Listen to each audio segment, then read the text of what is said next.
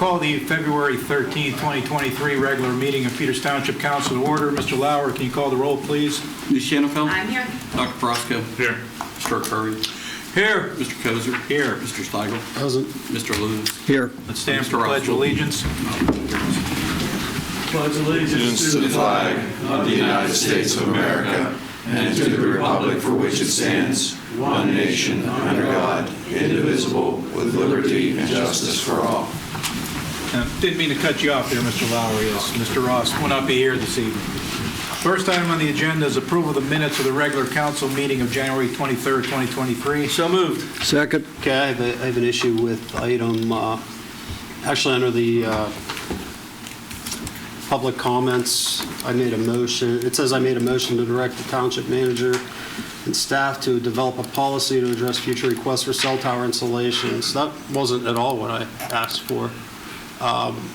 And we can talk about it more under the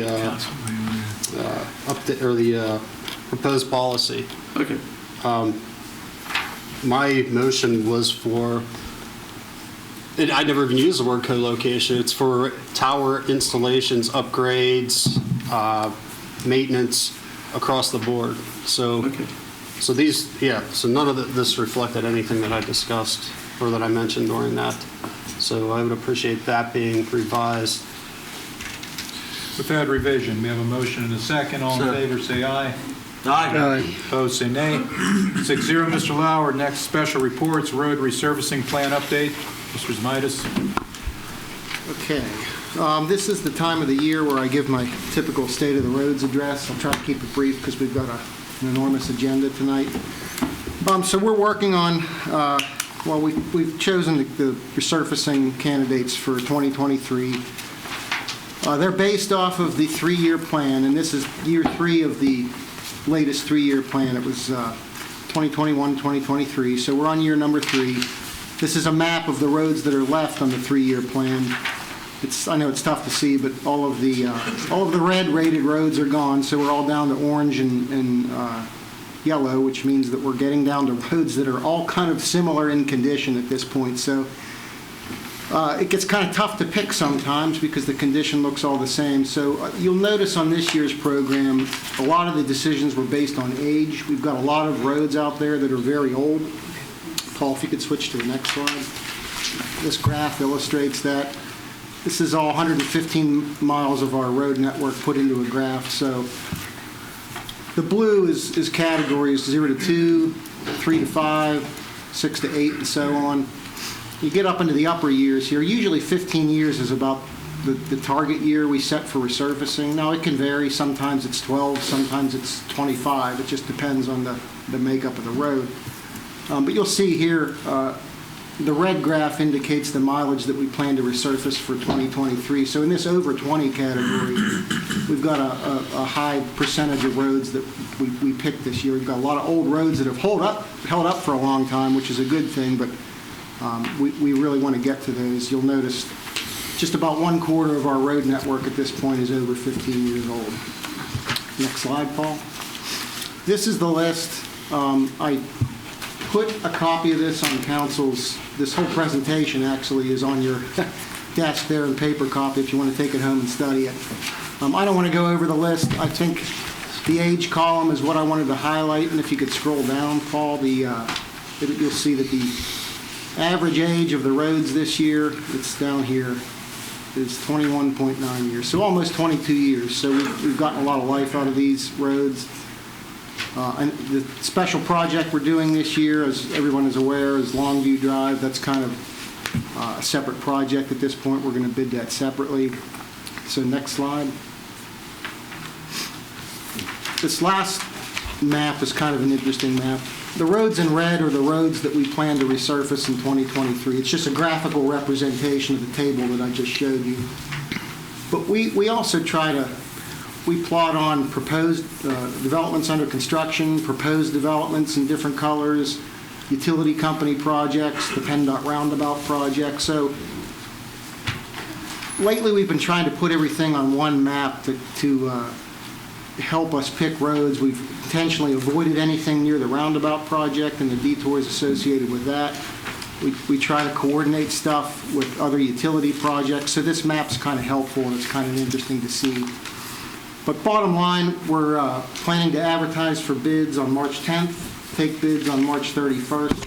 That's both for the annual resurfacing program and the Longview Drive. It'll be separate bid packages for both of those.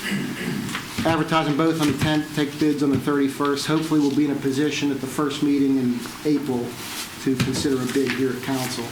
That'll give us time to get contracts in order and hopefully get some paving prep work, some drainage work and stuff started in May, around Memorial Day. And paving after school lets out.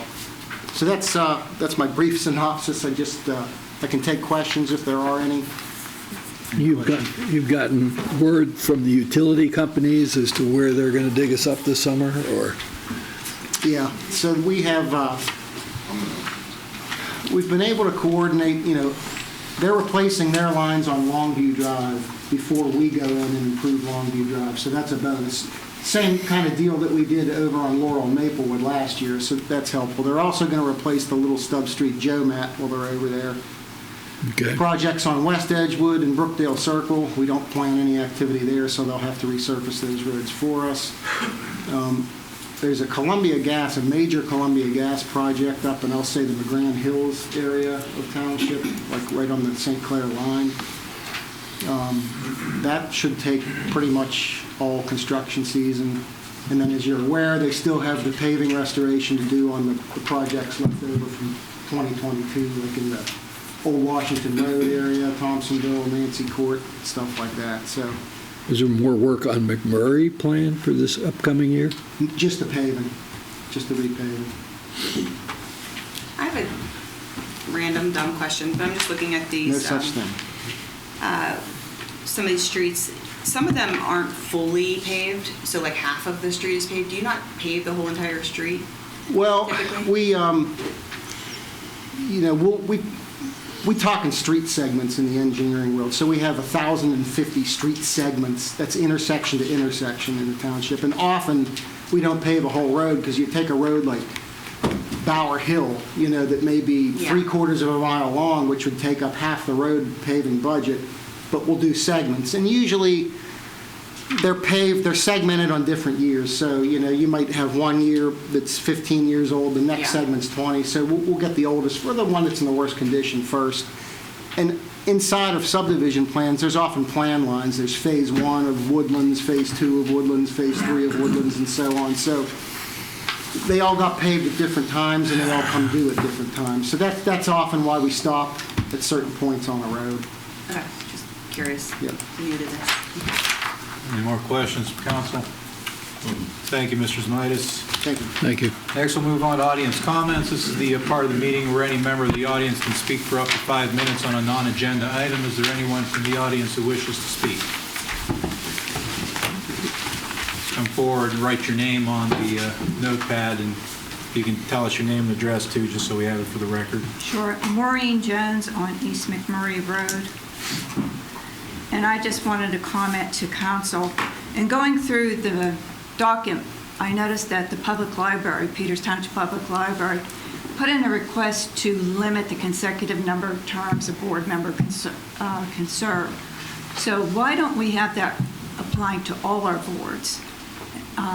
Some of the board members that I'm familiar with have been on some of these boards for several terms. And I think you develop almost like a group thing when you have same board members on the same committees, and you really don't have any input from new ones. Plus, it's hard to get new members when the same ones stay on year after year. So it's just something to consider, to look at, that maybe you might want to apply a consecutive term limit to all the boards. Thank you. Thank you. Yeah, good point. Does anyone else wish to speak on a non-agenda item?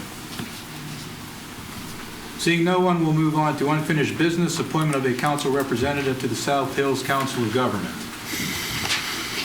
So one of the questions that council asked was whether or not they were still doing virtual meetings, and the answer to that is yes. We're They're going to revisit that question over the summer.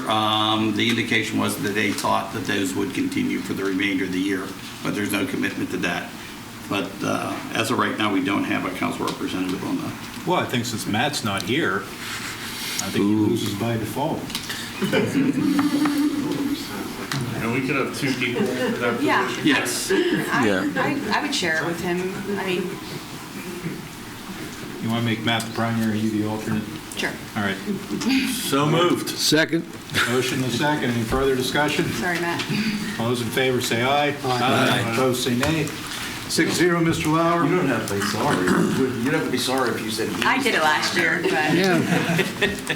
You got away easy. I had to do it the first 4 years I was on. All right, so we move on to new business. First item, approval of an amendment to an intergovernmental agreement between Upper St. Clair, the Peters Township Sanitary Authority, and Peters Township. Okay, Mr. Enoch Jenkins was going to be here tonight, but I don't see him, but I can explain this. This is really straightforward. We not only share a political line with Upper St. Clair, our watersheds share overlap. And so years ago in the Morella Manor plan, that plan that's in Peters Township drains towards Elkasand, and that's the way it was handled. 20 years ago, there was a decision made that the Deerfield Manor the sewer shed would better be served by gravity from Peters Township than be served by pump station from Upper St. Clair. There's a pump station there. It is inadequate. It's a problem. So the Peters Township Sanitary Authority in Upper St. Clair and the City of Pittsburgh and Elkasand all reached an agreement to allow this to be serviced through the Peters Township Sanitary Authority's plan. You've already entered into an agreement that allows that to happen. What's proposed tonight is an amendment to that agreement that calls out how the sanitary authority is going to be compensated by Upper St. Clair for the capacity they're using inside the sewage treatment plant. So in essence, what they're paying is the tap-in fees that would normally be associated with this. This is somewhat offset, well, it's largely offset by a grant that the Peters Township Sanitary Authority received for this project. It has to be 15 years ago. And so I think this is the last time this comes back to council.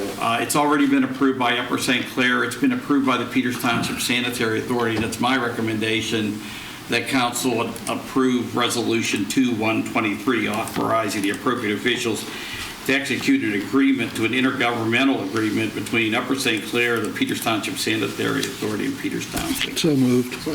Motion and discussion. Any motion and a second? Any further discussion? All in favor, say aye. Aye. Opposed, say nay. 5-1, Mr. Lauer. Next is presentation concerning stormwater drainage issues along Maple Lane. So Mr. Underwood lives at 369 Maple Lane, and his property's at the bottom of the hill, and it's adjacent to Chartiers Creek. And Mr. Underwood wanted an opportunity to make a presentation to the council with regard to what he believes the township's obligations are with regard to that. Come on up, sir. Good evening. Mark, you- Now, before you begin, Mr. Underwood, just so we understand, with the exception of Mr. Lewis, none of us were on council at the time that this was. Give him that. So you're suggesting Bob's as old as me? Could be, although I don't have a recollection as acute as yours is, so. Okay, first of all, what I need to do is I need to thank Paul for putting me on the agenda today. No, you can thank Mr. Kozer for putting you on the agenda.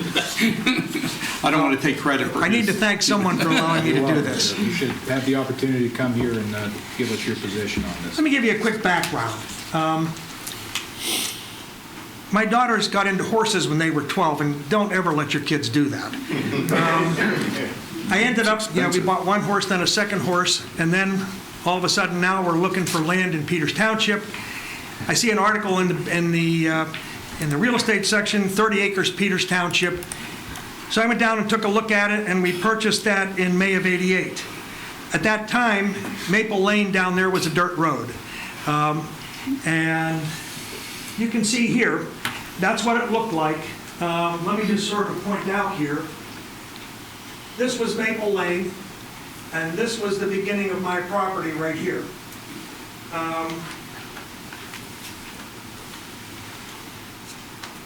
I sent a letter to Mike Silvestri, and I said, and that was in July of '88, the road looked like the old Hahn Road. It looked like someone had bombed it. Every time it rained, it got washed out. And the township would come through periodically and try to level it and fix it. So I sent a letter to Mike, and I said, you know,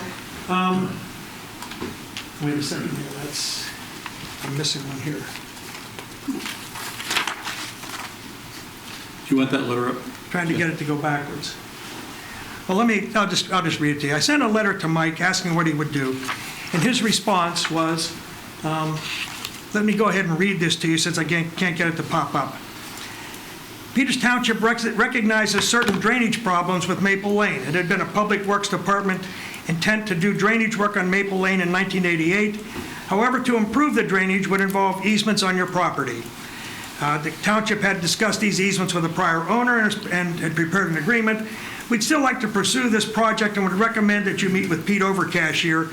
He can explain the proposed drainage solution. So I met with Pete, and I talked with Pete, and what Pete said is, what we really want to do here, what we would like to do, and this is back in '88, what we'd like to do is, let's see if I get back again, that big loop you saw in here, we'd like to eliminate that. We did some core borings back in there, and the land wasn't stable.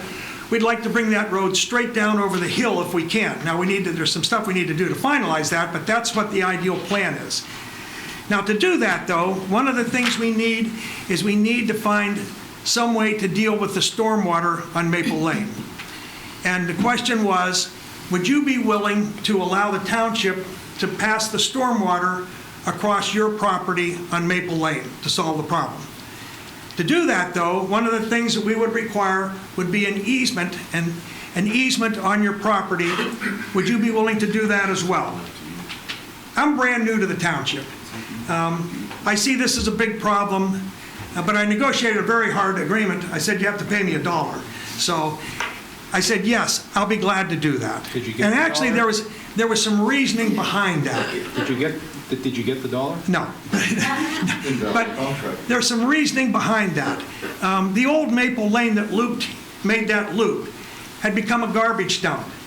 People were throwing garbage over the side, and if you went down and took a look today, you'd still see tires and all kinds of garbage over the hill. Actually, at one point in time when I was there, a stolen car was parked back there and lit on fire. So I'm saying to myself, it's not a bad idea anyway to reroute the road, because that's going to at least eliminate the hazard.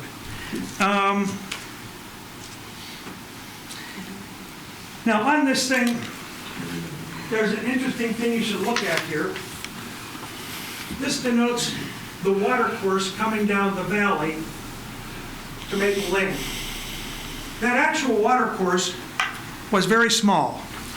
Actually, most of the water coming down there actually roared across Maple Lane and was destroying the road. There was a small amount of water coming across my property, but the bulk of the water was really that's why I sent the letter to Mike Silvestri to address that issue.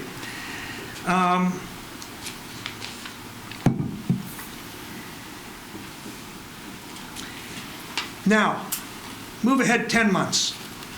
10 months from my discussion with Pete. Pete contacted me and said they had prepared an agreement. And let me just see if here you go. This is from Mike Silvestri. Please find the draft agreement concerning stormwater related to your site. Review and comment. Need a copy of your survey to complete the easement. Call if you have any questions. So, I then have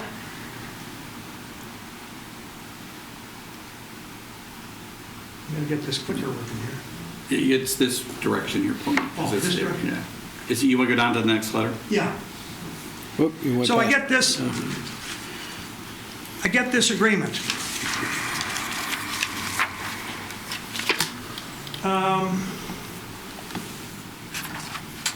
Well, that's the original letter that I had sent, I received back from Mike Silvestri. So move ahead a couple of spots here. Here's the agreement. Let me just read a portion of that to you that I think is significant. In consideration of $1, the recipient hereby,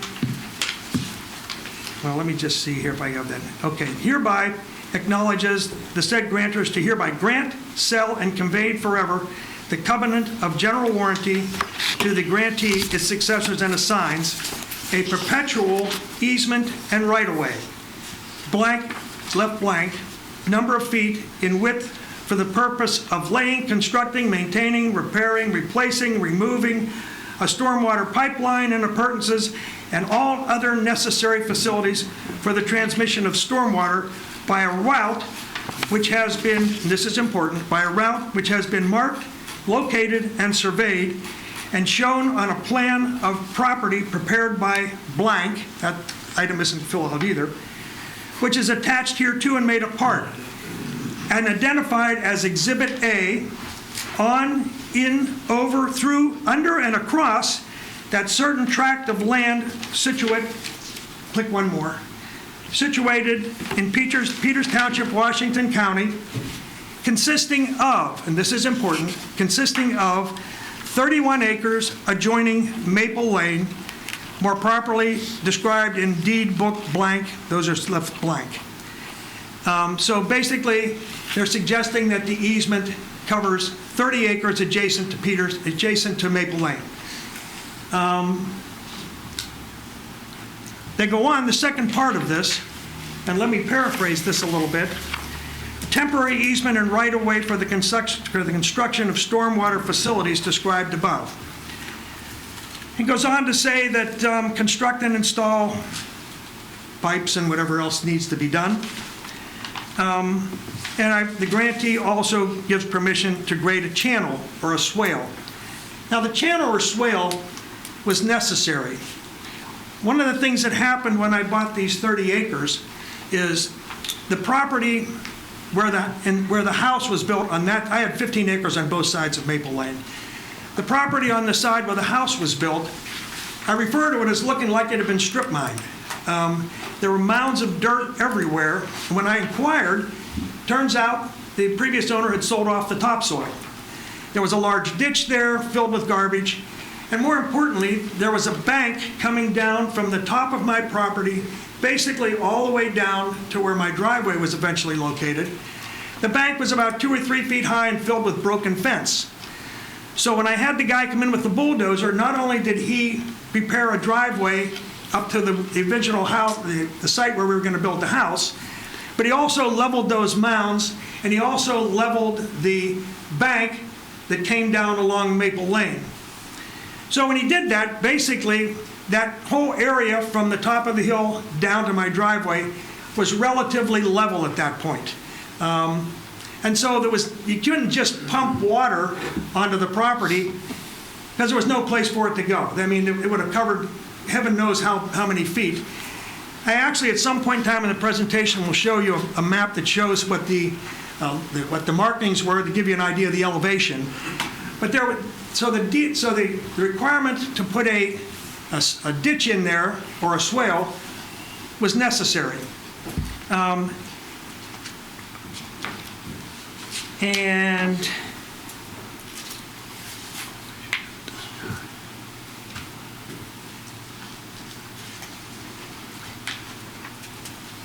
so the agreement that was presented to me was incomplete. I signed a document that was incomplete. And at the time, Pete said to me at the time, when I get this thing done, what I'll do, hold on a second. You want to go down? Yeah, click one more. Oop. Back up one. One more, click forward one. One more. One more. Forward, not backwards, forward. That's the end of the agreement. And then Yeah, the next, one more. The next slide is this. Okay. This will give you an idea. This will give you a pretty good idea. This is the area in question, and these are the elevation lines. This is current. This is a current picture. But basically, the land looked exactly the same as that when they came in to put in the ditch. The only thing that isn't, what they did is they actually come in, dug a ditch, and I'll get into this in a second, but they went in and dug the ditch, and the question was, go to the next one. After I signed the document, I said to Pete, can you get me a finished copy now that, I signed this thing in blank? And he said, sure. And then I sent a note off to Mike Silvestri saying, could you get me a copy of this thing that I signed? And I never got anything back at that point. But at the time, let me sort of tell you, at the time, I wasn't just building a house, I was building a farm. We were halfway through the construction of the house when they leveled a pad to build the barn. I hired a company to come in and build the shell of the barn. I had a company come in and put the cement pad in there. I had a lumber company delivered 12-foot oak boards, 2 inches wide, and I built the entire inside of the barn myself with whoever showed up that day. Next, I had a company come in and fence in the area above and below the barn, and the land had to be cleared. So I began clearing the land myself. I had a tractor. I dug out, heaven's sakes, I think it was hundreds of trees, and dug every stump with a pick and an axe to clear the land. At the same time, I had a company to run, and I was trying to go to work 5 days a week. And so the fact that I didn't get a copy of this agreement back, my priority was try to get this work done so I could get the horses over there and wouldn't have to continue to pay board. So, and I had no concern that the agreement hadn't been completed. I just assumed, I trusted that that's what happened and everything was fine, and don't even worry about it. I have to tell you, when the road was being built, Pete and I worked really well together.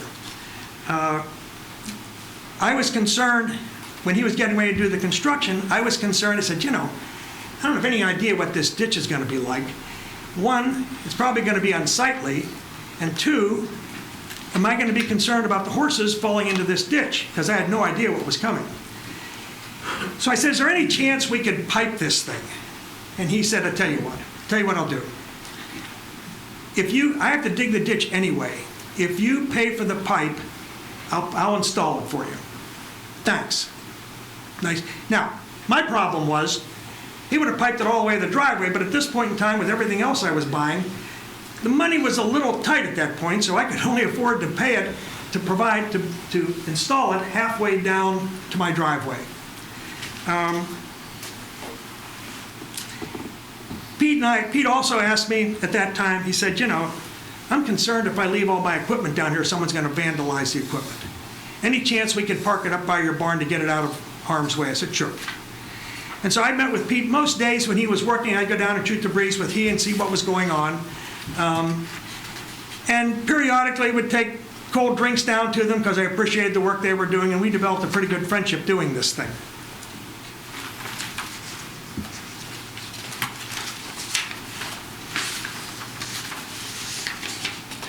At that time, everyone believed that the easement was in place. Everyone believed that it had been completed, filed, done, recorded. Everyone believed that that was the case, to the point that permission was given to go ahead and build the road. Because, if everything's in place, let's just do it. So that's what happened. One important thing to note. Did a little reading about stormwater easements, and most easements require two things. They require the location of the inflow of the water to the easement, and secondly, they require the outflow leaving my property. There aren't too many cases where an easement only goes partway through the property and just dumps the water wherever it chooses. It has to have an outflow, and the request was, would I be willing to grant an easement across my property? And that's pretty self-explanatory. So that's that item. Now, unfortunately, in this case, no survey was ever provided, and so there was no notation anywhere as to what the inflow and outflow were. Now, 33 years pass. Move ahead 33 years now. 33 years pass. Go to the next one, Paul, if you would. Let me see what this is. You can go one more. 33 years pass, and I send this letter to Mark Zamitis. And what's happening here, allow me to paraphrase, what's happening here is that the problem is in the stormwater situation, I'm now picking up a great deal of sediment. And the sediment is building up to the point that's creating a problem. The second thing that's occurred here is I have actually hired a company to come in and pipe the stormwater system where it ended coming down the road to my driveway. And that was done because the erosion at this point and the vegetation and stuff was growing up, just a pain in the butt to maintain. So I took a look, and the question was, is that something I could do? Is that something I was allowed to do? So I took a look at the stormwater, what's required of a stormwater easement, and my only real limitation in a stormwater easement is I can't stop the flow of water. The original requirement of the easement, I can't stop the flow of water, delay the flow of water. I can't do anything like that. It's still my property, and as long as I maintain that easement as it was originally approved, I can basically do whatever I want. In fact, what I actually did, I did two things. One, I improved the flow of stormwater across the property, and secondly, I eliminated any kind of ongoing maintenance for that whole pipeline.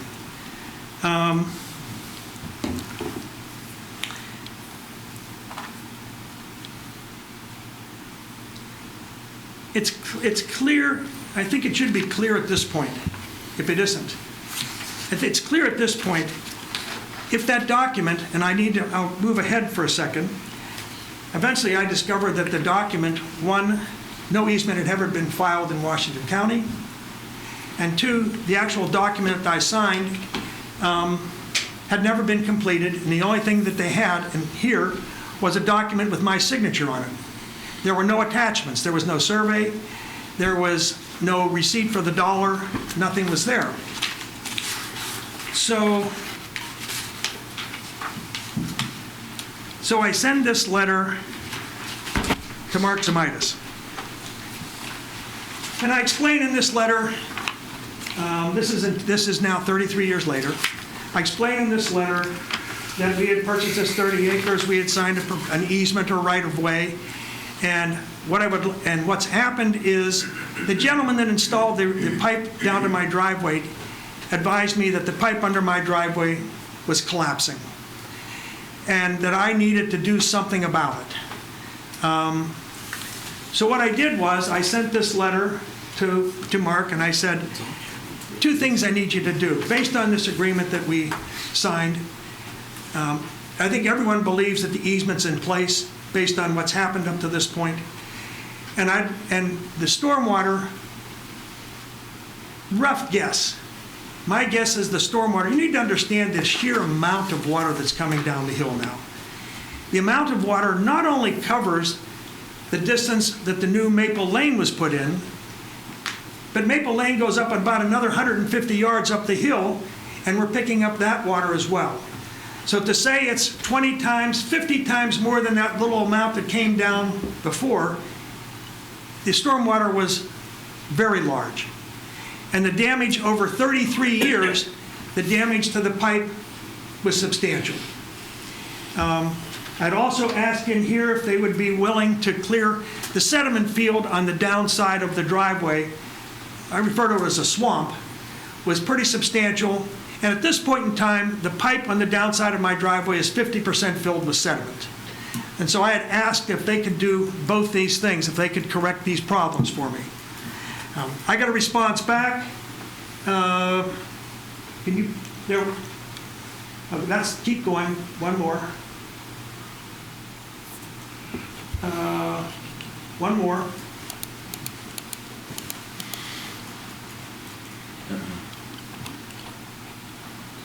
Back up one. You talked about the letter dated September 21st, 2015. Yeah, We all have that. We have it in front of us. you have a copy of it? Yeah, what I did, Mr. Underwood, is your presentation, they have a picture. Oh, copy of perfect. it all. That's perfect. So what we have is the letter the response to my letter. Now, forget 2015, we're still at 2022. 2022, I get a note back saying, this is on August 25, 2022, on the letter that I sent Mark Zamitis, there's a note on here that my request was discussed with staff. Paul said no, and the request to have the work done, the answer was no. So, at this point, not knowing what was going on, this is when I went down to county to find out if the easement had ever been filed, and this is when I found out that the only document in place at Peters Township was the one that had never been completed. So now, I'm not sure what's going on here. I'm sort of in a fog. I thought we had a valid easement here, and this is after 33 years. I'm now not sure what's happening here.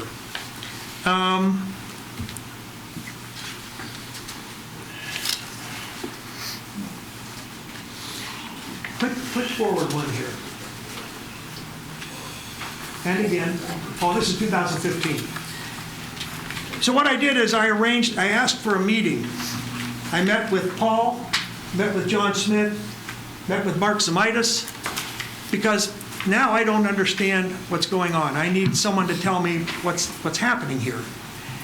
Meet with them. They listen to what we have to say they'll get back to me. Fine. In the interim, Mark advises me of this letter from 2015. The letter from 2015 basically stated that I was concerned in 2015 of the buildup of sediment in the storm drains as a result of the developments at the top of the hill. That I wasn't just getting stormwater, I was getting excessive sediment. And would the township be willing to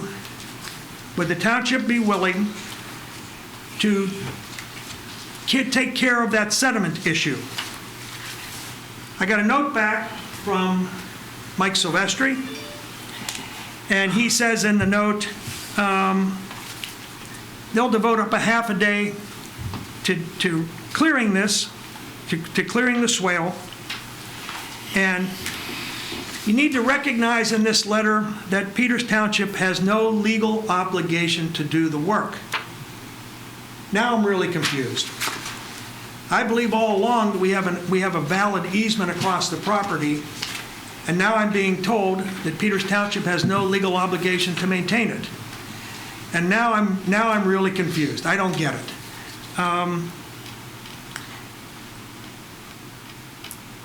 And so, Peter, and again, let me read one portion of this because I think it's important.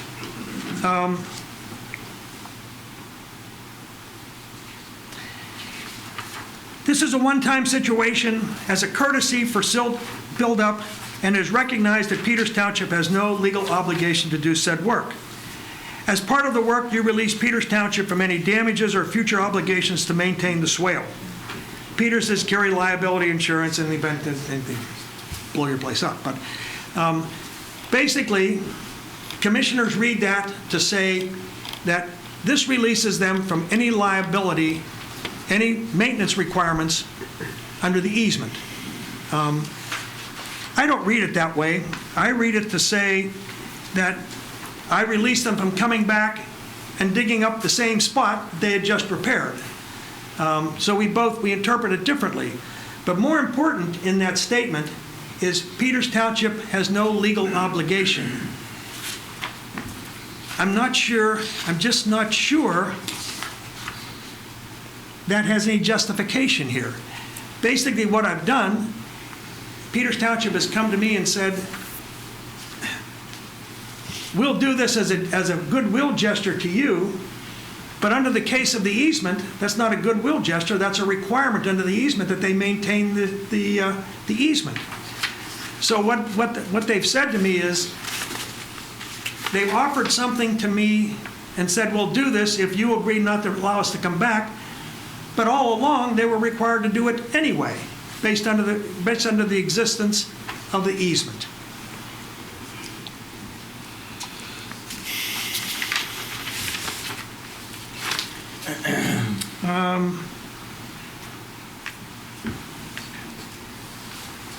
What is the current composed resolution that you're seeking, Mr. Underwood?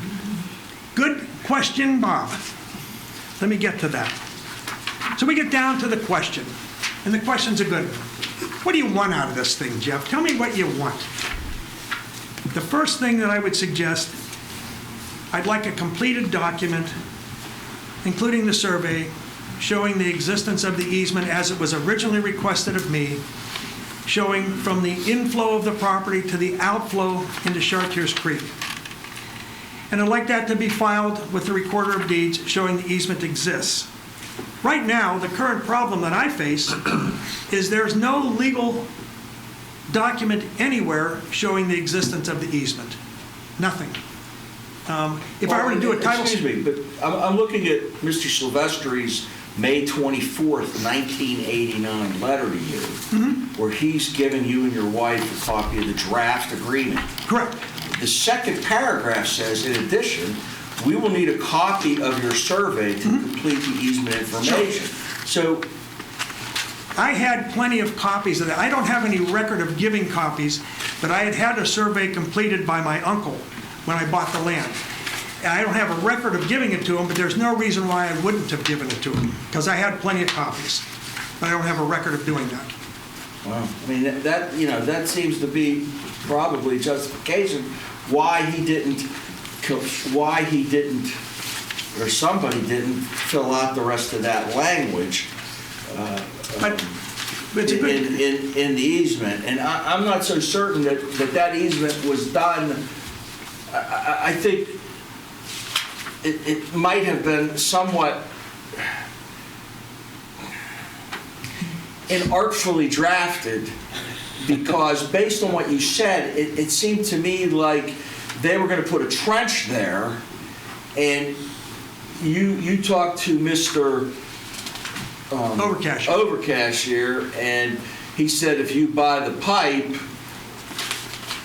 and you would have probably talked to Mr. Overcash here sometime after July 13th of 1988, because Mr. Silvestri sent you a letter, and I would in which he says, I recommend that you meet with Peter Overcash here. Which I did. Okay. So, the way I'm looking at this is that this was probably something to permit the township to install the pipe. And that's why they also got a temporary easement. I don't believe it was intended to reflect that the township was going to maintain that. There was no... I say it was inartfully drafted because you could read it that way. But based on what you said and looking at these letters, I'm not so sure that that's what was intended. Well, keep in mind, at the time we signed the agreement, there was no discussion at all about a pipe. At the time I signed that agreement, Pete and I only discussed the installation of the pipe when he was prepared to do the work. And that's when I went to him and said, I'm thinking about this ditch. Is there any way you'd be willing to put a pipe in? So that came well after the fact that the letter was signed. Yeah, it was going to be an open water course. It would have been an open water course. Correct. That's exactly what it was initially intended to be. That's correct. Just to clarify this, so the township came to you asking for that swale to prevent damage to Maple Lane? Is that how that all started, or did you? The township came to me asking asking if they could install, in the document, could they install a swale on the upper part of my property? And that was necessary based on the contour of the property. You just couldn't pump stormwater out onto the property because it was relatively flat at that point. Yeah, so I guess where I'm getting to is, so it was to benefit the township for what, to prevent washout of Maple Lane, or is it to the benefit of the whole point of the easement is they had no place to put the stormwater when they built the road. But who came, did you go to the township first, or did they come to you first? No, actually, it came to me. Keep in mind, when you look at the letter, I had sent a letter asking, were they going to do anything about the stormwater situation on Maple Lane? And their response was, talk to Pete.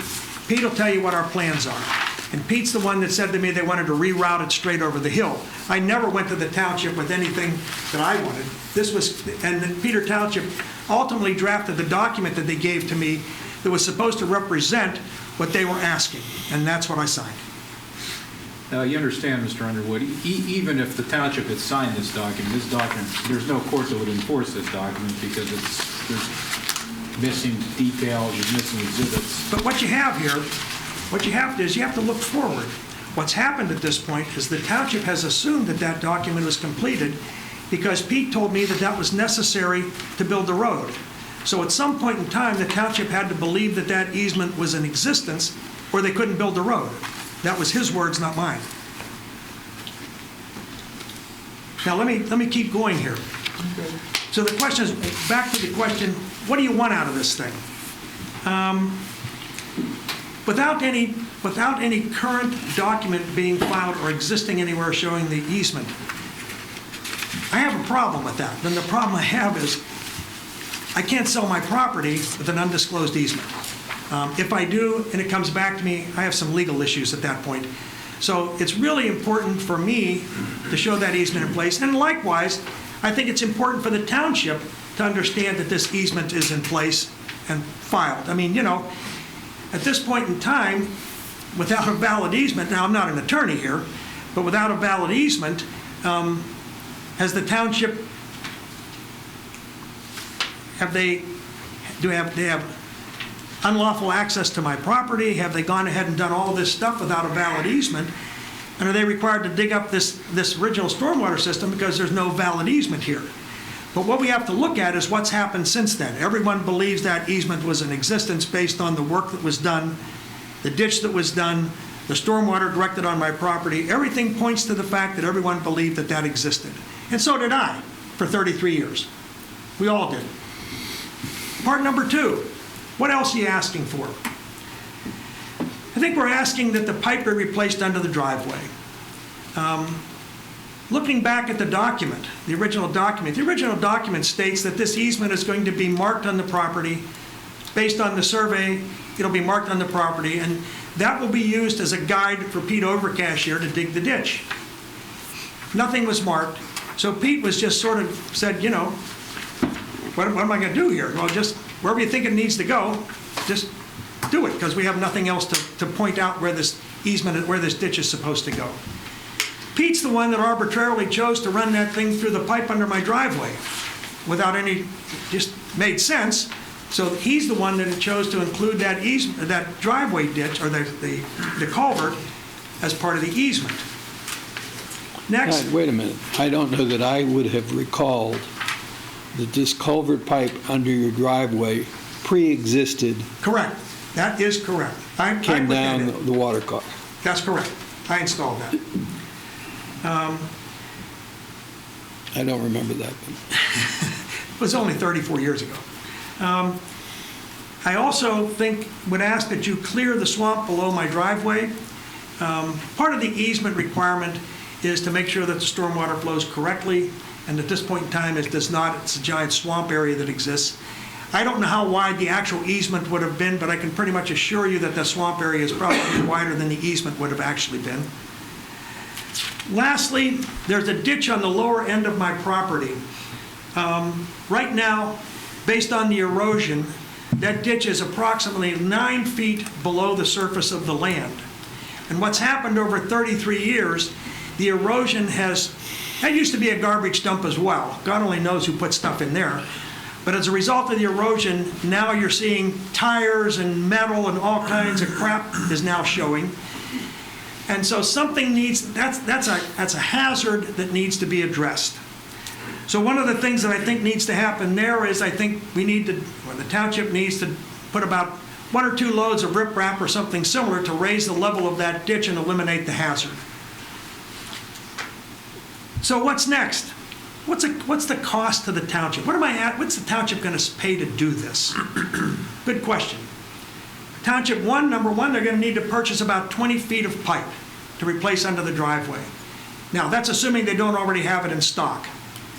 Secondly, they're going to need 1 or 2 loads of riprap or similar to dump in that ditch at the lower end of my property to eliminate the hazard. They're also going to need a survey to actually post the easement. I just had a survey completed on that, and I'll be more than happy to give it to you, so there's no cost to that. Lastly, it's going to take you about 1 day to replace the pipe under the driveway and to clear out the sediment below the driveway. So take a look at that for a second. Here we have 34 years later. Your total cost to correct this problem is absolutely minimal, and you've had to devote a total of 1.5 days labor over 34 years. If you look ahead, what's the chance that you're going to have to do any work on this going down the road? Now keep in mind, it was 26 years before you had to do anything.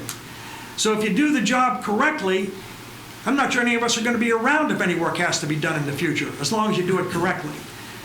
So lastly, the question comes up, why would you do this? I think it's pretty simple. Pretty simple. Pretty clear what was requested of me at the time when I agreed to take the stormwater across my property. Pretty clear to me at the time that everyone believed that that easement was in place, as did I, for 33 years. It's pretty clear that the document was never filed anyway. It took 33 years to file it. Now, you could say, maybe I was busy that day. But it took 33 years to finally turn this thing up, and it was almost by accident. And lastly, why would you approve it? Very simply, it's the right thing to do. It's very clear what occurred here, and it's just the right thing to do. Any questions? Thank you very much for your time today. Again, Paul, thank you. Frank, thank you. So Paul, has the township since 1989 utilized the easement that Mr. Underwood believes is in existence? Well, I had a chance to talk to Mr. Silvestri. And as you can tell in Mr. Silvestri's letter here, he had not believed in 2015 that the township had any special obligation with regard to this. One of the things that's true across town, there are all kind of places where publicly owned pipes discharge onto private property, and points where on private property we collect water and discharge at other locations. And it was his opinion, and I think it still is, that this is no different than that. The one thing I will suggest to you is, what you have here is a legal matter. The appropriate place for counsel to speak to this is in an executive session with the counsel of Mr. Smith, and give us direction how to get back to Mr. Underwood. I'd agree with that. Well, thank you for coming in tonight, Mr. Thank you. Underwood. Thank you. All right, next item, proposed policy regarding the issuance of permits for co-located cellular towers. I'm going to move the table this. As I said, my motion was to address coordination with the tower utilities, I think I said energy companies, with regard to upkeep, maintenance, new additions and whatnot. On top of that, I think I'd like to probably lump in all utility coordination as well. I know we've had issues with power lines, with tree cutting and herbicide spraying. Had issues with water company and the gas company coming in and cutting up the roads, and there hasn't been notification to residents. So I'm thinking if we have that set person that's responsible for coordination kind of across the board for all utility work, I think that would go a long way. So that's my motion to table the policy that's being presented, and charge the township manager to go back and actually, for starters, create the policy that he was directed to create, and on top of that, add to it to cover additional utility work. Is there a second? Second. Before you table, can there be any other discussion? Going up, Mr. Brown. I'm in agreement, but there was a lot of work put into this, and if it's okay, just to address. Well, we're going to table it, Mr. Brown, so I presume Mr. Lauer's going to go back to the drawing board. What's going to be before us? And before, I can provide you a copy of, just as I did this time, I can provide you a copy of the draft. If you're going to go through, issues you have with the policy. Well, it kind of, I appreciate the work just on this topic. I understand we're going to go over that a little bit. I want to see how it winds in. I wanted to ask a couple questions about this. I think this will be implemented into the larger You're here, scope. Go ahead. Okay. The co-location proposal is part of the overall. This is the 5th meeting in a row. My experience has been, and I keep hearing there's nothing we can do, or this is state law and we just have to abide. I think there are a lot of things we can do, but it takes us changing our process. I've heard the terms, this is a one-off.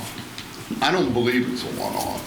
I believe that we have massive utility issues that have occurred based on the feedback that I've got since I've appeared at these meetings and on social media. There's a lot of people that have had issues, and I think it all boils down to, Paul, the one thing I constantly hear about you was you were the best assistant manager Peters Township ever had. I'm not sure that's true. I'm one of the few assistant managers Peters Township had. I've been here so long.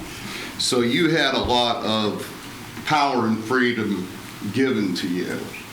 And I would just ask you, it's not an argument, I would just ask you to look and see if that same autonomy is given your managers. My suggestion would be that it would be an easier process for the utility companies who want to advance service in Peters, as well as our internal process, to have one person appointed that walks through this checklist on every single item.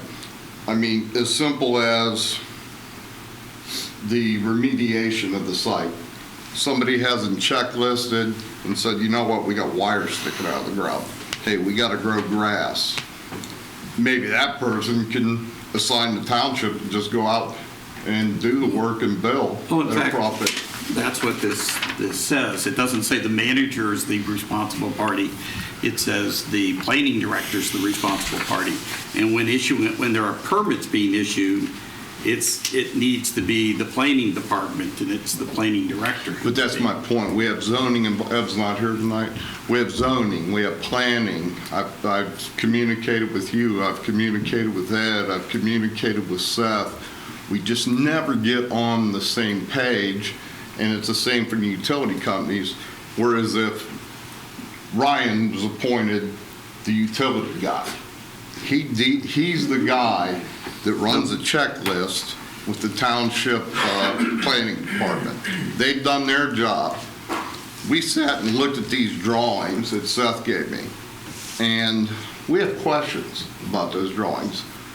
The proof is in the pudding on this subject, in that we didn't look at these plans. Our stance was, whatever they ask of us, we just have to do it. Well, Mr. Run, you are incorrect there, because planning killed the project. We stopped it. I mean, they looked at the plans, they took issue with that separate pool, and that was the only way in, and Ed answered. Can I back you up there? You can't. That was my phone call. What, that- That's when the post I don't was know the going up. timing, that could have been, but Right, they I'm did stop talking it. about the year before when the drawing showed up.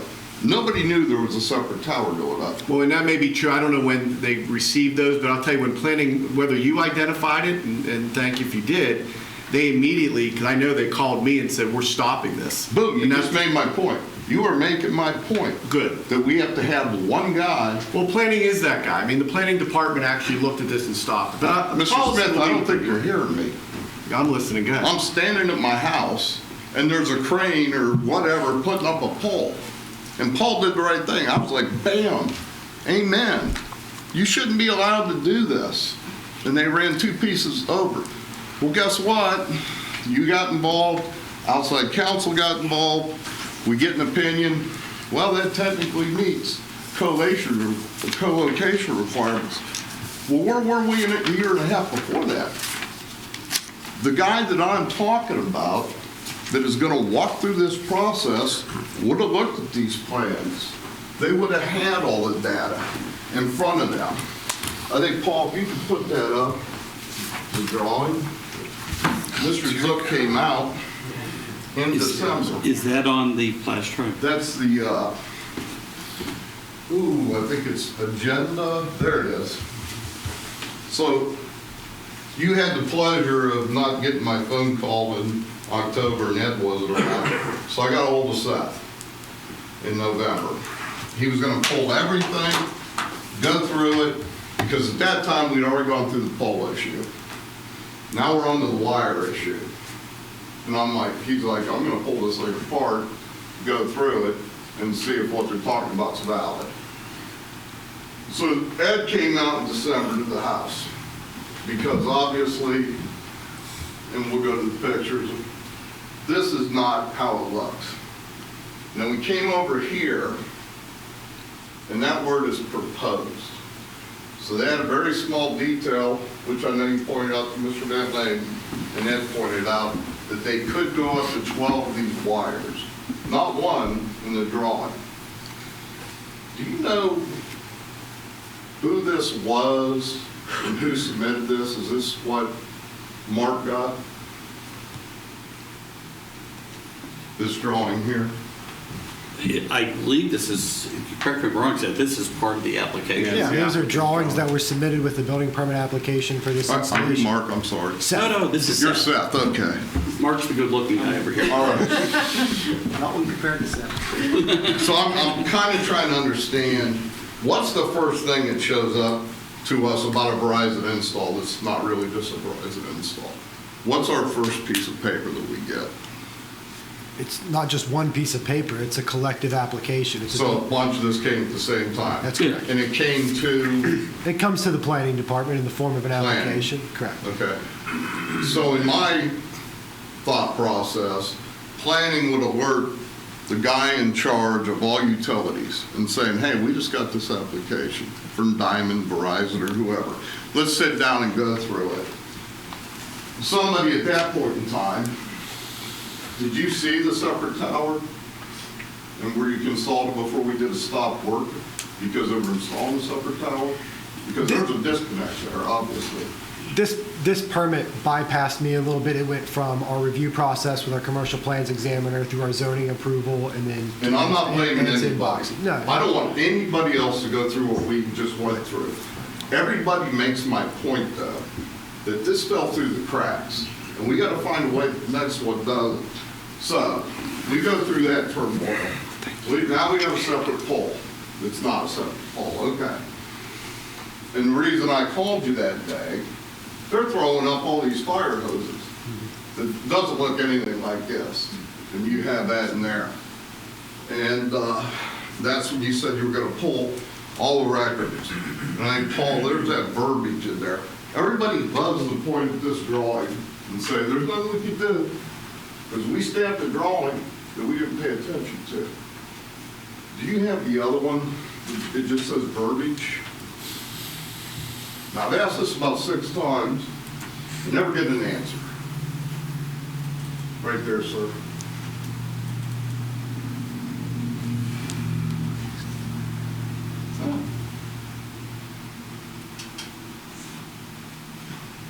Okay. I can't even read my own picture, but okay.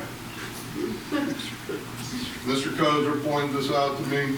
Mr. Steele pointed it out. Mr. Prosco pointed it out. I get to the extent they're going. What part of legal documentation is this? They can only uninstall and reinstall the existing AT&T transmission line. I wish that you guys would put as much veracity and effort in leveraging this part as is done in pointing to a side note saying that they might be able to install 12 lines. What legal bearing does this have? Was this our words or was this Verizon? In my opinion, it has no legal bearing. It just says they're going to uninstall it and reinstall it. It doesn't say to its existing specs. So I mean, we can't regulate that it's going to anyway. keep going on and on and on. We're going to do a program. We're going to do a process, which I don't even know if we need one because I don't know how many cell towers there are that are civil that are on non-township property. That this would ever. Would you wait 1 second, please, sir? Would you please? I will. How many are there, and how likely is this going to Well, there will be another one. Okay, where's that going to It's be? going to be at, and I'm assuming this only because T-Mobile has indicated that they have an interest. I have no idea whether that project's moving forward. It's at the intersection of Center Church Road and Rolling Hills Drive. There is a tower, in fact, it's part of this line. It's part of this line. So what's on it now? There is nothing on it now. So that's going to go through a full planning. Oh, no. I'm talking about when No, this would be a co-located antenna on top, exactly Just like like this. what you have at Druid Drive, but there'll be a single antenna array on top of it, as opposed to what you have here where you have two antenna arrays. So there is another one coming in. The thing that I'll agree with Mr. Brown on, and that's what this reflects, is that there needs to be a person assigned who has ultimate right, responsibility. and we're going to get to that, and we're working on it. Where I would disagree with Mr. Brown is that I think you've got to have a little faith in the township's administration to be able to determine who's that appropriate person. And when there's a permit being issued, it's the planning director, because the planning director is in charge of the people who do those reviews. And that's where it needs to be. I think Let me finish. Mr. Jaworski is your finance director. He's not the appropriate person to be doing this. Mr. Tavette is your HR person. He doesn't issue permits. The planning department issues permits. And to the extent that there's permits involved, it has to be the planning director I was is the totally person. unclear if that's your definition of what I'm trying to say to you. What I'm saying is, Are we coming up with a policy? yes. Okay. Yes. And that's going to be coming down the pike, right? Yes. So then why are we wasting all this time right here? We have a motion and we have a second. And I don't want to spend any more time on this than we have to. I mean, it's ridiculous. So when I first came up, it was just on this part. This was not enough. Mr. Stiegel was correct. It was to be about all utilities, but I was hoping to address at least a few things in here. I think you can address them once we have the policy out. I don't want to sit here and go over and over this and then go over and over it again. And can I suggest this, Mr. Brown? If Yes, you sir. want to send me an email with suggestions on how to improve this policy, do that, because No, we'll take a look I at it. guess my general thing would be, if this was in place when this came about, what changes would you see other than the notification? Oh, I to think there would have neighbors? been changes. Like, for Okay. instance, one of the things that this requires, and regardless of whether this policy is adopted or not, I will guarantee you we'll be doing this going forward. Besides those drawings, it requires a photographic rendering of what the site would look like. That would have been something that we could have seen. Right. And that we could have shared with the community. The other thing is, there's only 90 days to approve this, so this creates a timetable so that in fact. Unless, according to this, people object and No, it's- No? Only if the applicant is willing to extend it beyond 90 Okay. days. So you can't count on that. So So this would create a timetable so that we could do this on a timely basis. Is there a legal reasoning for 300 feet being mentioned a couple times? Is that a standard in PA? That's a standard practice Yes. for us on all Okay, because notifications. Mr. Kozer, I don't know how far away you are, a half a mile or so. There's about. So that's about 2,700 feet. I would suggest you might want to extend the people invited to Shoot reply to them an this. email. This is in draft, so I think council just doesn't want you to weigh in on things they may kill or not look at. Okay. So, All right, we have a motion and a second to table. All in favor, say aye. Aye. Opposed, say nay. 6-0, Mr. Lauer. Next is update on cell tower located on Druid Drive. Well, as after the last meeting, Diamond Communication got back to us, and I know Mr. Brown has this as well. What they indicated is that they're going to seriously look at some type of remediation for the cabling. They say that that's going to take 3 to 5 months to engineer the process. It's a month or two for AT&T to prepare drawings. And then outages aren't permitted on that line during the summer, so if the work is to be done, it's to be done on the fall. The existing exposed fiber cable on the other side of the street has been buried. The township determined that that was owned by Comcast. Comcast came out and repaired that. Diamond understands its responsibility to repair the road to the pre-construction conditions. One of the things that Mark and I both believe is that work would be better done by the township as opposed to a contractor that they hire in that we get Diamond to reimburse us for that work as opposed to getting a driveway contractor in to do asphalt work for us. And that's up to council. If you want them to go out and get a contractor, we'll pay attention to make sure it gets done right.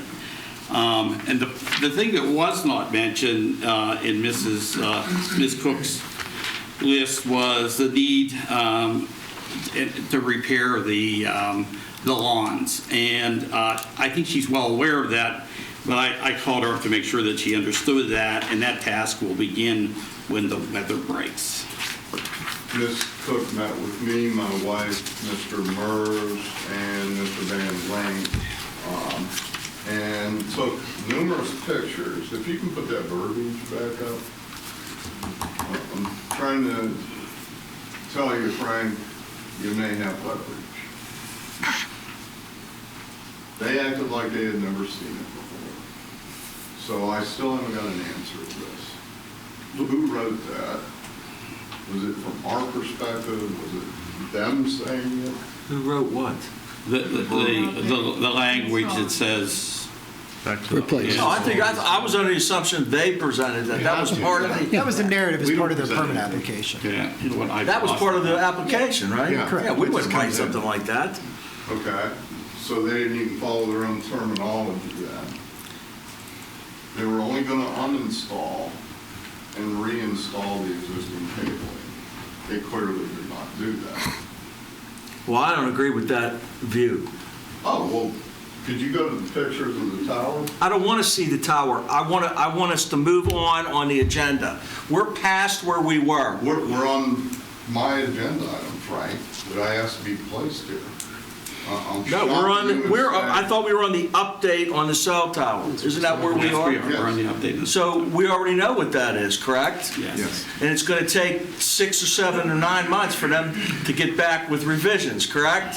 It's going to take 3 to 5 months to engineer the process, 1 or 2 months to prepare a drawing. And the other thing, those wires are getting taken care of, and they're gonna fix the road and all that other stuff when they're all done, correct? Right. So that's it for the update on the cell Then- tower Then I location. would have a floor objection because I did place an agenda item. Well, Mr. And I Brown, gave very Mr. Brown, specific reasoning as to what do you want to was talk gonna be about? discussed. We have. It's right there in the verbiage. Okay, they have said now it's going to take them 6 months to come up with a potential solution. Until they come back with a potential solution, and they may come back in 6 months and say, we're not going to do anything. Okay, at that point, we have to examine what our alternatives are. I But- wrote to every council member here I followed Rule 5.9. I understand that, you put on Mr. the Brown, but Mr. agenda. Brown, what do you want? We can't do anything now until they come back and say, this is You're our limiting it to proposal. Diamond. I'm talking about the whole cell tower. Okay? I agree. Okay, but We walked, nobody else met with them, okay? Tom's been out there, you've been out there, Gary's been out there. I would think every at-large councilman would be out there. We walked with them, numerous pictures, back to the process. Why was there not documentation of the road situation prior to a 70-ton crane? You know what, that is a question that I meant to bring up. Mark, do we do that prior to issuing a road bond, do any kind of video before the hauling is done? We didn't. It's probably something we should include in that process going forward, just to make sure we don't have any claims that Larger it was projects we existing. do, like Okay. if they're bonding for a heavy haul or something like that, you know, on an extensive. There was zero knowledge. I can tell you there's Google Earth photographs from before that show that there was road damage in the location, so I'm not sure, I don't mean to rain on anybody's parade, but I don't know Well, they to what took extent. 25 pictures. Mr. Murr showed them specific damage. If you stand on the road, if we would have done this pre-crane and post-crane, it would have been documented. But- That's extensive But damage. but there are photos. Yeah, but I think we should I memorialize don't that disagree in the with you, process. Gary, but I will tell you, my expectation from Diamond is that they're going to take care of repairing that road. But again, if we would have had that process of one person, it would have been on the. Well, I think check. you're going backwards again. This is just update of No, what's going to happen going I forward. am not, because me and Mr. Motors are the ones that showed the damage. I have not heard anything from anybody in this room that said, there's road damage, until the residents brought it up. Well- There wasn't anything done in regards to AT&T cabling as part of a Verizon install until we called in. There was nothing done about a separate single house being installed until we called in. This is an update going forward, not about how we got here. We understand what you've done so far and applaud your efforts for bringing a lot of these items to the board's No, attention. Here's how I feel about it. Everybody just keeps pushing it. It's better to be proactive or reactive. If we would have just thrown paint on this thing, and they would have made a commitment to spending the money to get a crane out here to throw paint, the expectation was, we're done. Well, again, all we can deal with is what the representations have been made to the manager and to yourself about what's going to happen going forward. So we have to wait and see what they're going to do Yes, from an you're engineering talking about standpoint. Diamond. And yes, my wife spent a lot of time with Diamond. We made sure they took a lot of pictures. And boy, did they sure take a lot of pictures of that. And I don't know why that's not more important. And I don't know why AT&T cabling, if you can show that, Paul, Frank, you have to look. What is it you want to see? I got lower, middle, and upper cabling that doesn't come anywhere close to matching that. And nobody has still explained to me how a Verizon tower install includes not unhooking the old AT&T cable, reinstalling it, putting in this monstrosity. And I have close-ups of it low, middle, and high, making sure it faces you. What is your request right now? I mean, we've talked about all these things. So what, Well, I still don't moving have an forward? answer as to what that verbiage is. Well, that's not the meeting to have that answer, right? I mean, it was in their application process. This is where we are. It's up. They've So only, you're saying they wrote it, yes, they've and submitted they it. didn't abide by what they wrote? Well, we will look at that to the extent we can. I brought it to your desk, and I called you on the phone, and I asked you for that. We are looking Twice. for what they're doing going forward. They've given us a game plan. That's all we can do. I don't So know. here's your leverage. If they didn't do what their scope of work said they'd do, there's your leverage. I don't know why we set the bar at 1 and just beg them to throw paint or a sock on something when they didn't do what their own scope of work said. You know, you can take a more aggressive stance on this.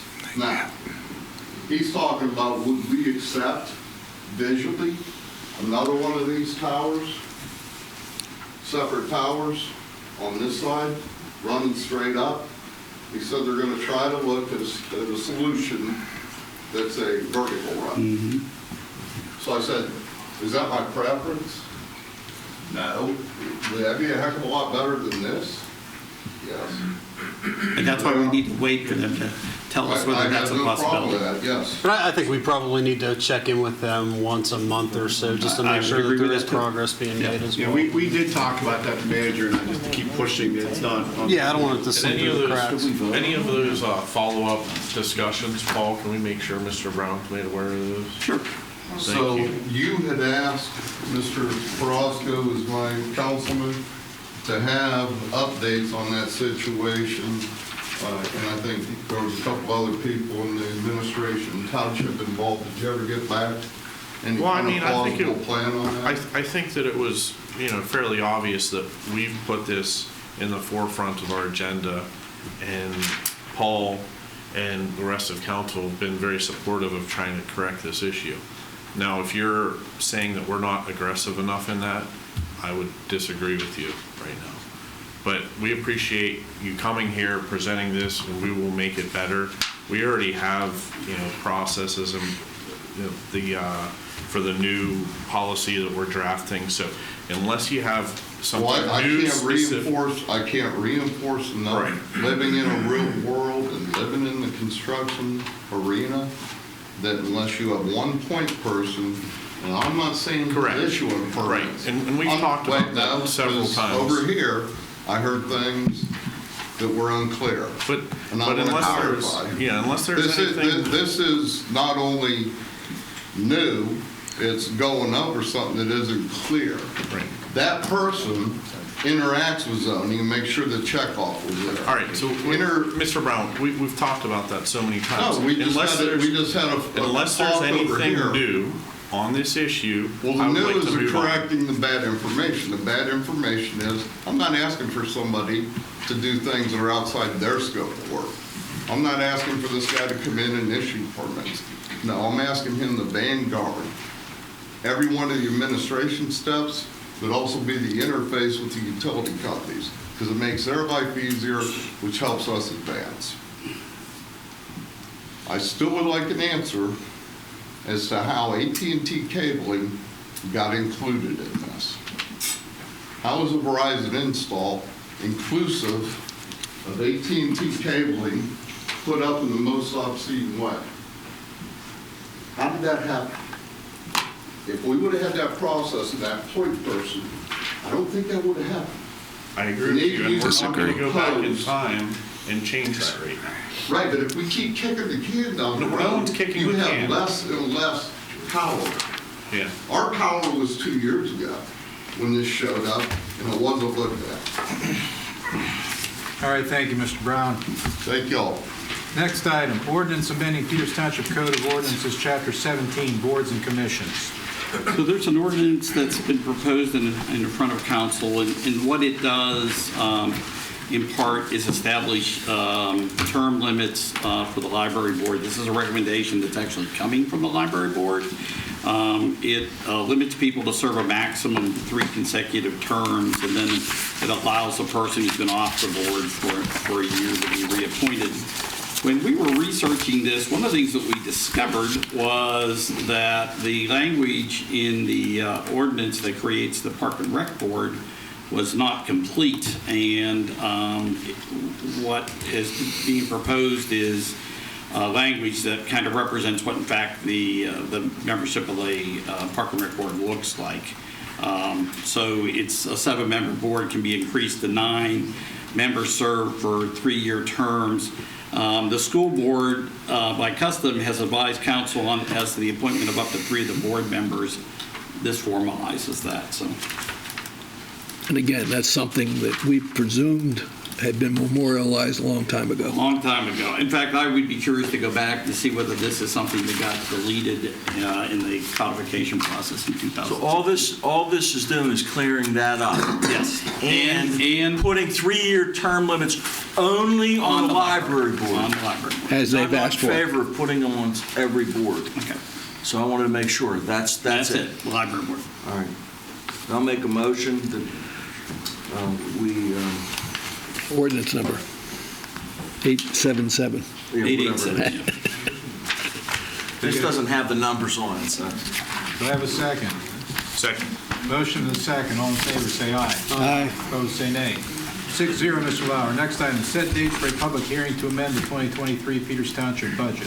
So as a result of the Peters Township Police Department's participation in the U.S. Food and Drug Administration Task Force, and most notably the outstanding work of Detective Ed Walker, Peters Township has received $3.7 million in forfeited funds.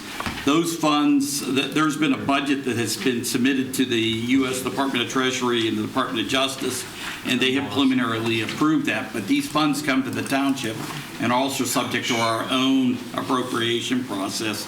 And for that reason, I'm requesting the Peters Township Council authorize a public hearing on February 27th for the purpose of taking public comment on a proposed amendment to the 2023 Peters Township Do you need a budget. motion, or is that just a consensus? I think we need a motion. I'll make a motion that we set it for that date, time, and place. I'll second that. Motion and a second. Any discussion?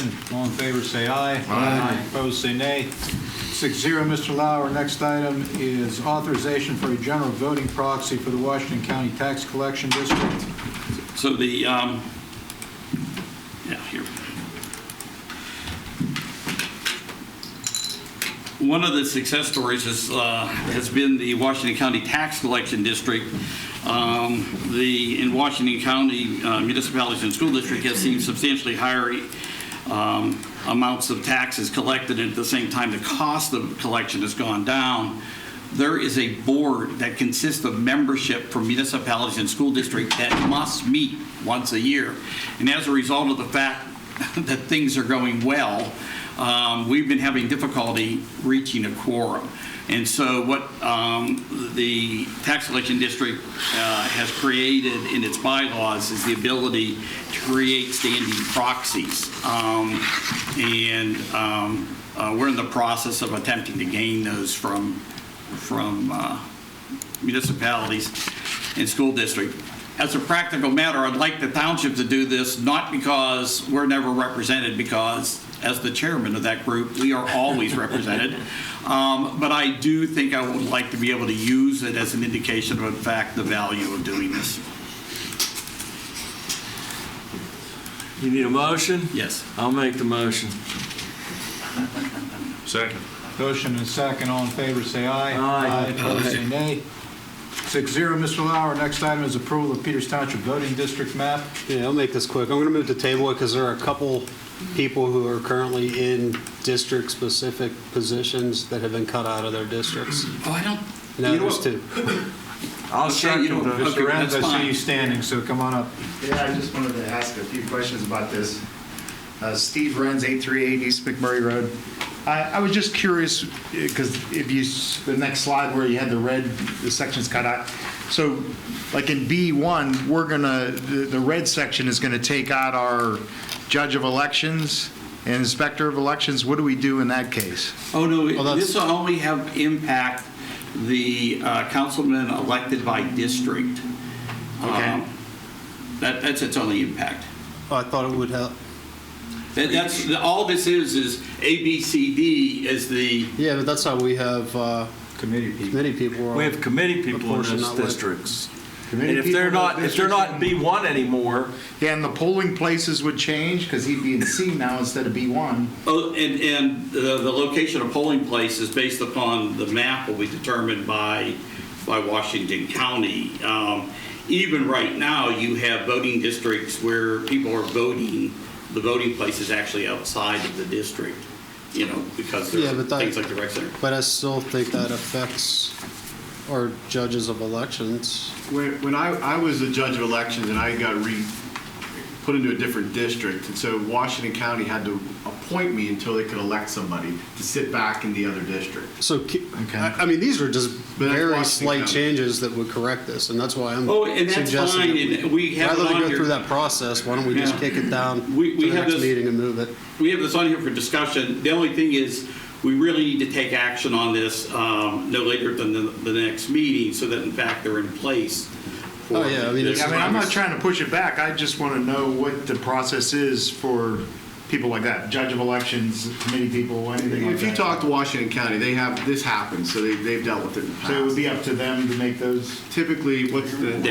Because what you're setting with this They is simply the districts, B1 and now you live. the districts for electing council. That's what you're setting with. I mean, as long as there's a process that we can. Oh, yeah, well. Yeah, the county usually makes sure, because I fell right into that. They switched me to Cecil 2 or 3, and I was voting in one. But I still don't see why we go through that process when we can If you don't simply have to, right, change yeah. the map. Well, you know what, and Gary, if we can get together and you can point those out to me, we can make that adjustment. You know where the one is, right? Yeah. That's the cleanest way. If you can do it, sure. All right, so, coming up, Ms. Shaner. I just want to know, where is the availability of this map?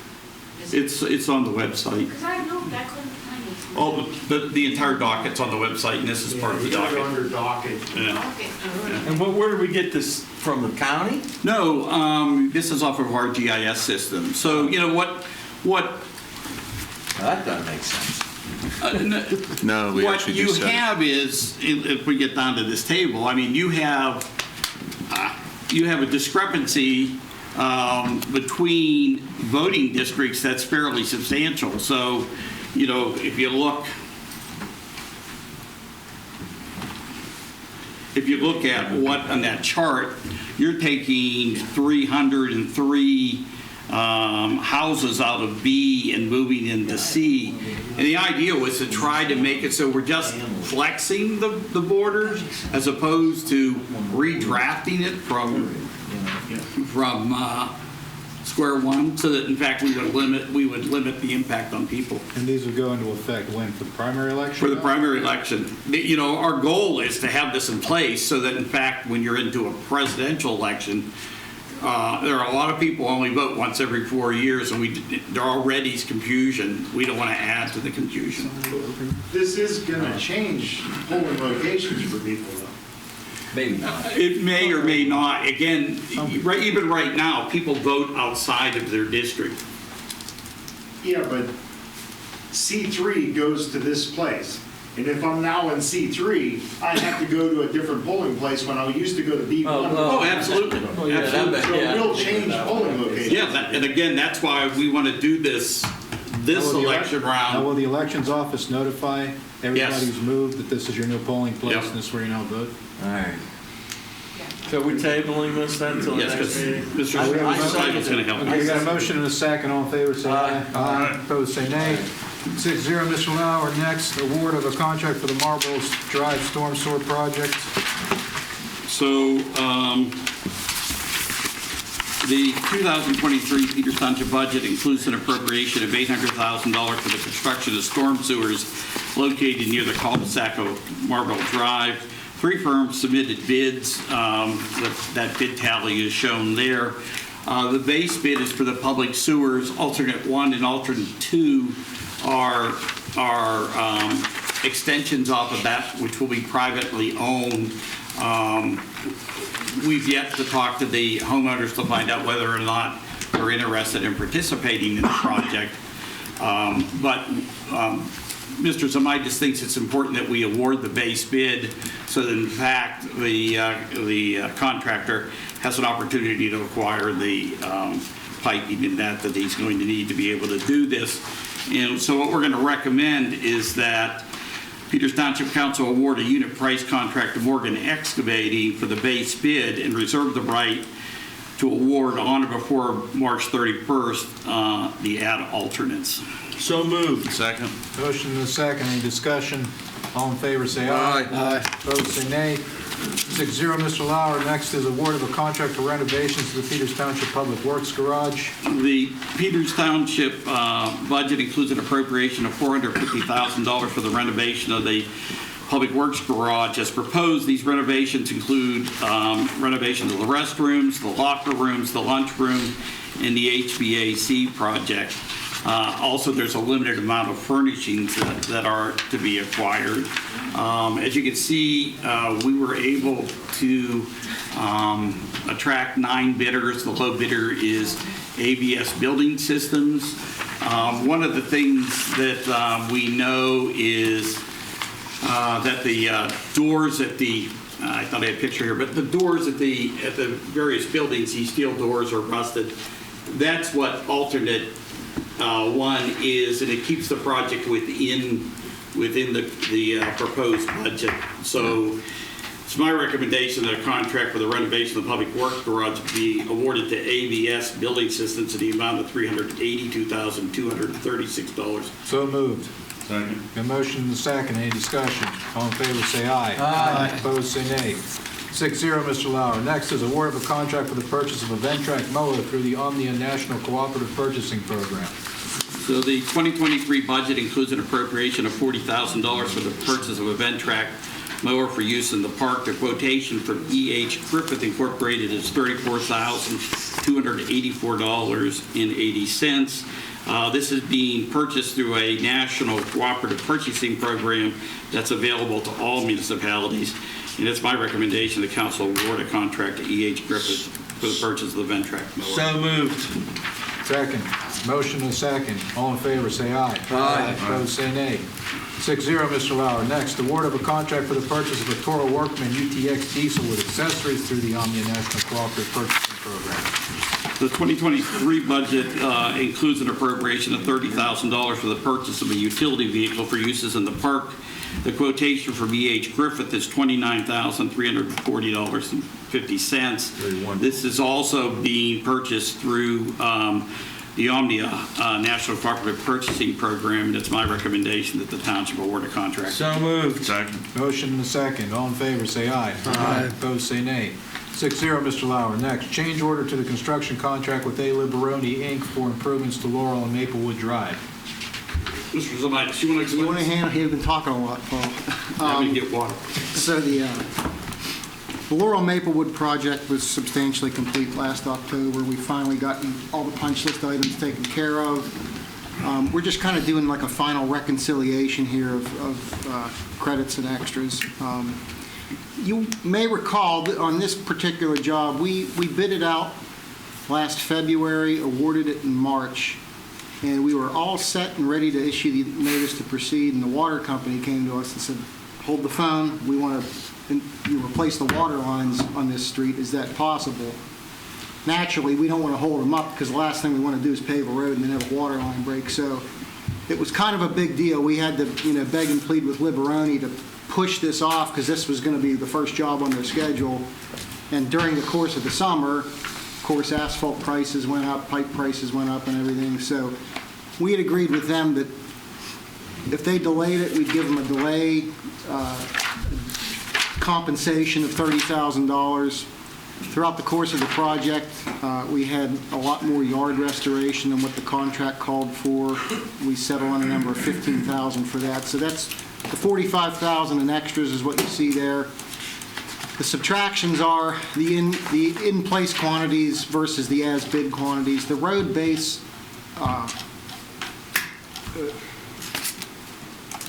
good thing about this project, the road was a lot more solid than we thought it was going to be, so we ended up having a lot less road base repair, so that's the $33,000 credit there in quantities. And for all of our troubles, PA American agreed to contribute slightly over $62,000 towards the project because we ended up paving the road that they would have had to pave. So bottom line, we ended up with like a $50,000 surplus on the project. But for accounting purposes and for auditing purposes, we want to execute a change order with Liberoni that shows all this on a piece of paper. So moved. Bring it to you. Second. Motion and second. All in favor, say aye. Aye. And I do feel compelled to point out, and this is something that Mr. Zamitis really does well in representing the township. You know, the fact of the matter is, if you look at what the scheduled delay was, and you look at the amount that he was able to negotiate with PA American Water, they not only covered the delay, but the township was ahead $32,000 at the end of the day. 6-0, Mr. Lauer. Next item, an ordinance amending the Peters Township Code of Ordinances, Chapter 195, fees. So all fees that are related to buildings are required to be set by ordinance.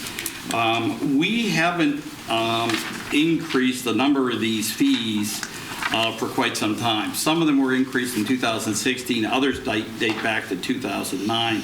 The whole purpose behind the fees is to ensure that the township covers its costs when providing specialized services such as building permits and zoning fees.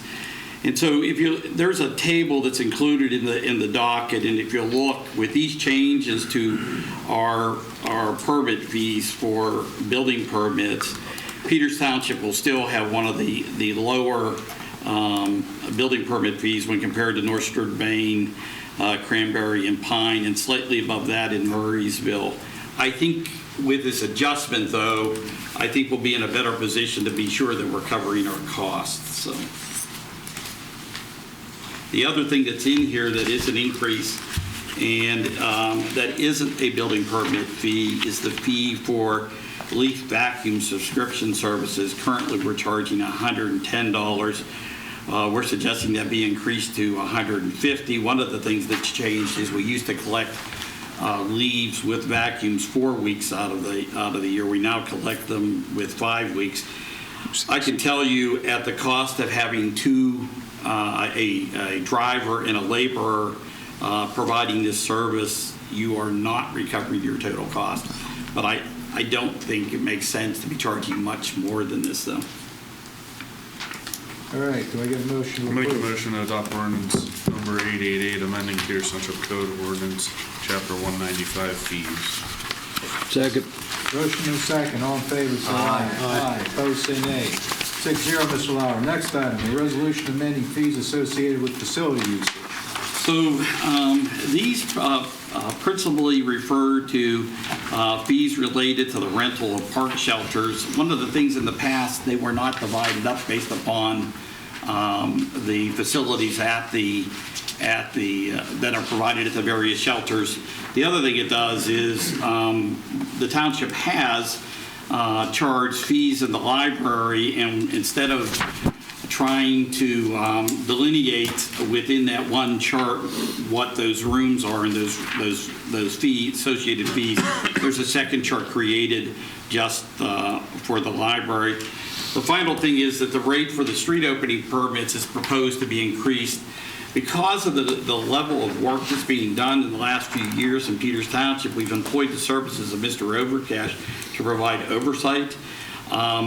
His compensation is paid for out of those fees, and it's my recommendation that we increase those fees slightly so that in fact we're covering the total cost of his salary. So it's my recommendation that council approve resolution 2323. So moved. Second. Motion and a second, all in favor, say aye. Aye. Opposed, say nay. 6-0, Mr. Lauer. Next item, approval for recording purposes of the preliminary plan for the Royal Estates plan of lots as shown on drawings prepared by PVE Scheffler, is it?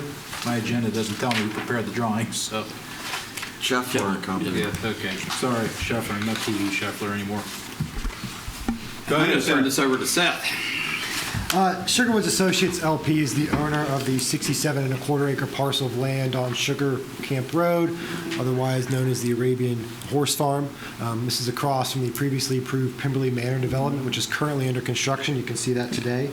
They are proposing a total of 96 homes, really 95 new lots. The existing house on the property will be carved off into a just over 6 acre parcel of land that will be retained on its own.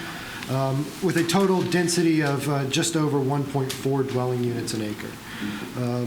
These lots are going to range in size from 1/3 of an acre and up. This will create a plus intersection with that Pemberley Manor development, with the intersection to Sugar Camp Road on the left side of the screen there, with a secondary means of ingress and egress further up Sugar Camp towards the intersection with Churchill.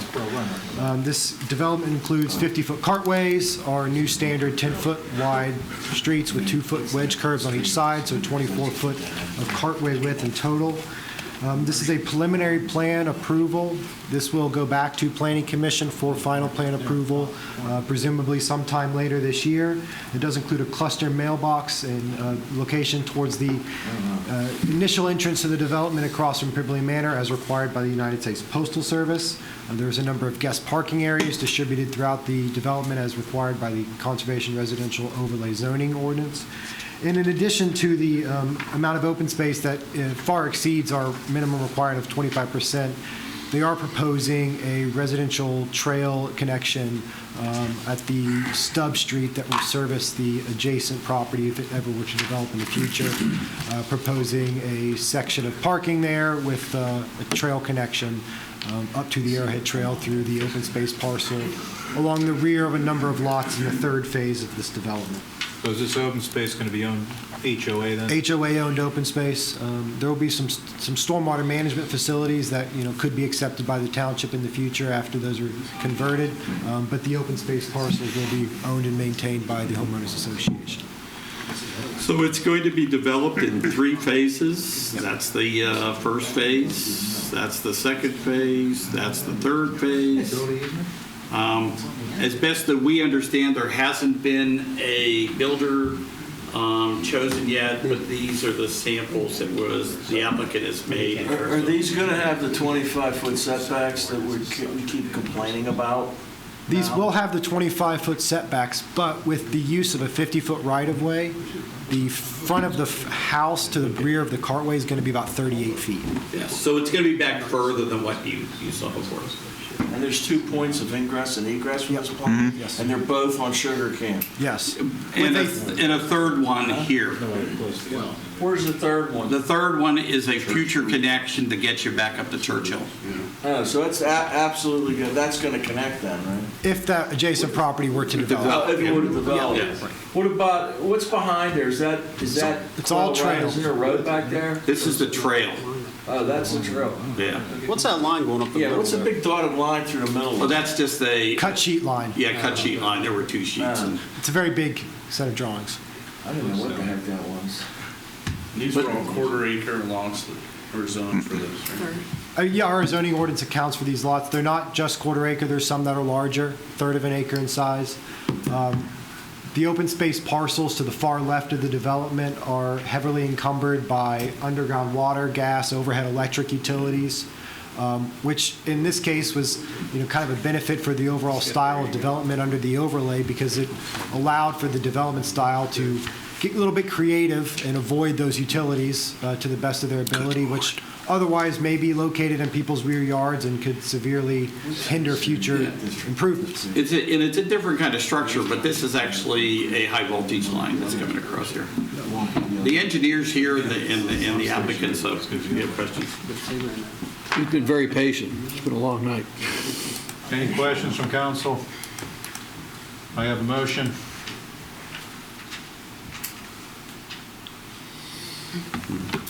Now, regardless of how we may feel about quarter-acre and third-acre lots, this is permitted under the ordinance, so our hands are tied. So if no one else is going to do it, I'll make a motion that we approve for recording purposes the preliminary plan for the Royal Estates Plan of Lots, subject to the conditions set forth by the Planning Commission and There's no variances being requested for this, are there? No, sir. It's all straight according to...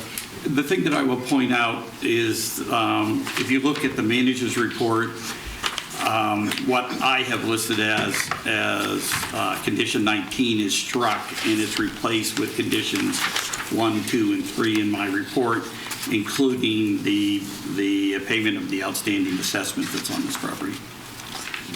Is anybody going to second my motion? Yes, I will. You got a motion and a second. All in favor, say aye. Aye. Opposed, say nay. Nay. 4-2, Mr. Lauer. Where are we at with, I know we looked at changing the overlay. We're still waiting. We have a meeting next Monday. Okay, that's We'll talk next about Monday. that. All right. Okay, mercifully, the final item on the agenda, appointment to the Pierce Township Cable Television Board.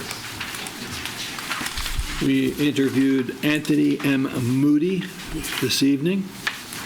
I think we were favorably inclined to make an appointment. Is that a motion? Is that a motion?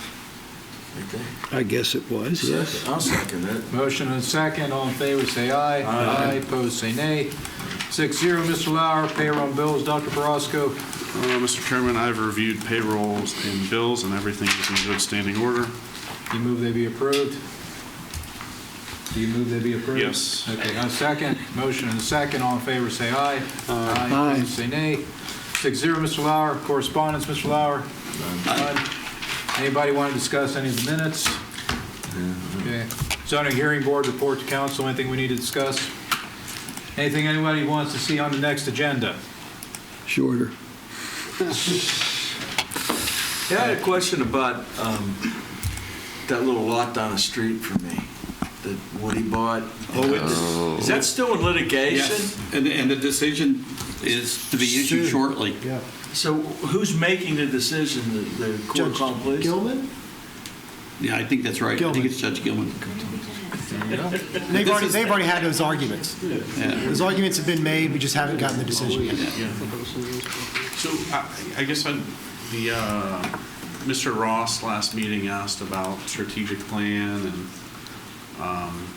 for Rolling Hills Park. When are we going to meet about looking to the comprehensive plan with that? So I'd like to develop a plan on discussion on how to Okay, move forward. we'll add with that to the next agenda.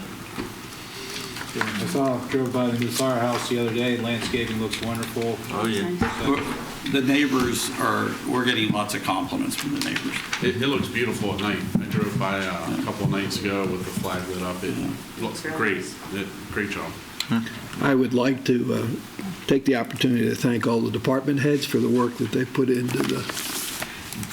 Yes, and I would encourage you to take a look at that. I think they've outdone themselves in terms of useful information that kind of capsulizes what we've been able to accomplish. Do you have an electronic version? Can we get a USB of that? Yep. And where would You that get that? Yeah. where would that be available to the public? It's on the website. Okay, thank you. Well, that's good. All right, if nobody has anything else, do we have an executive session? Oh, yes, we do. All right, meeting adjourned.